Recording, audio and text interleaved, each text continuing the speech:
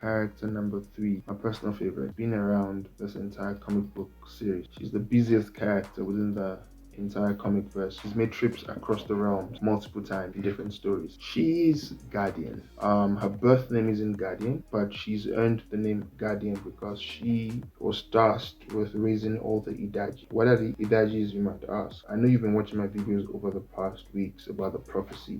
So the prophecy says there's going to be a child between a human and an Orisha, and that child would usher in the era of the dual element. So Queen Alisa picked up the role of modern day Tinder, hooking up strong houses from the Orishas and humans, uniting them in marriage so they can have child together. So the child that comes from an Orisha and a human is called an Idaji Osha. So Guardian is tasked with retrieving the children and then bringing them to Atlantica. She literally picks up the role of a guardian, looking after the babes and training them to full potential. However, when things go south, in the very first book I released, you could see her running with the Child of Promise. Her role in the entire story is very, very vital. Our guardian, yes, I'm not going to mention her name yet because in the story we don't know her name as yet. I'd love to take the readers on the journey to her discovering her name. However, Guardian is known to be from an ancient African air tribe. They conduct air. She's one character to look out for. I actually sold a lot of her posters at Comic Con. Alright, moving on to my next character. Also a character that I wasn't expecting to you know when you create a comic book and you have your lead characters and then you have your supporting characters and you decide to task your supporting characters with amazing tasks that makes them your lead. Fetch Idaji. His story starts from Origins 1. He's grown to be a very powerful merge of Orisha and human. He was first introduced into the comic series in the Dual Elements actually. Gulik came back to report that they were not able to secure the baby and the king said he must go bring the queen. And you could see a look on his face like, because the king was like, go bring me the queen for tonight she's going to be charged for treason. And he was like, okay. So yeah, we could feel like okay, this guy's gonna do something. So the second time we see him was when we in the origin series where he first meets the king and the queen, and the king says he should be part of the king's guard because of his vigor, and he pledged allegiance to the realm, and the queen was like, I remember that. Phase 2 comic books I'm going to be releasing from Aya the Tribe origin series and Dual Element. His character is going to be playing a huge part. He's in that of Guardian. He's very strong. You can see he's a berserker. Yeah, there's a whole lot of prospect around who he is and who he will become in the story, and it's a character that I personally enjoy his development process.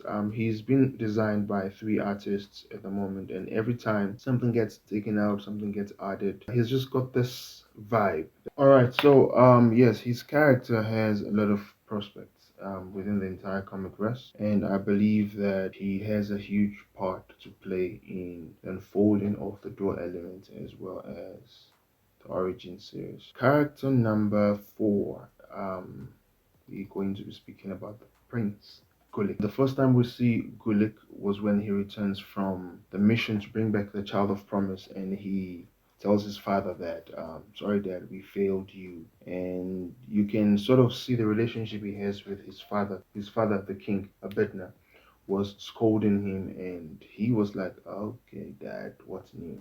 You can sort of get this feeling that his dad has been so hard on him. Obviously, remember I told you Abedna is on a search for a suitable heir for his throne. On Gulik's shoulder is this huge responsibility of who's going to take over the throne when the king's gone. I'm trying to prepare you for your throne and whatnot. And also, he had a desire, someone's Oludunadura issue. If you wonder what I'm talking about, this is in the first issue of the Dual Element series, which is the very first book I released.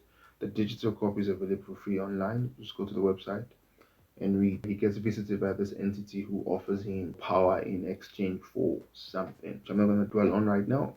So yeah, his character is gonna go very far in the comic verse. Moving forward to the Child of Promise. This character design was motivated by my daughter. She's 4 now. She's got that exact size of hair. The Child of Promise, it's believed that the child is going to usher in the era of the dual element, and she would raise enough force to withstand the war that's coming. However, everyone within the realm wants to lay hold on the Child of Promise for their own selfish gain.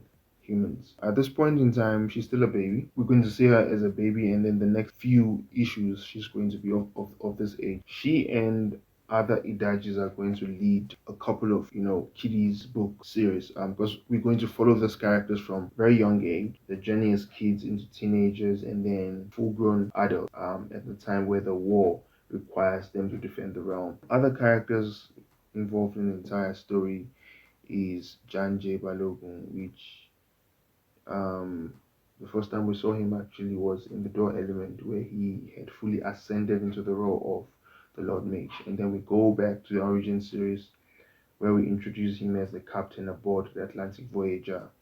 And then he comes into contact with Queen Alisa in the second issue.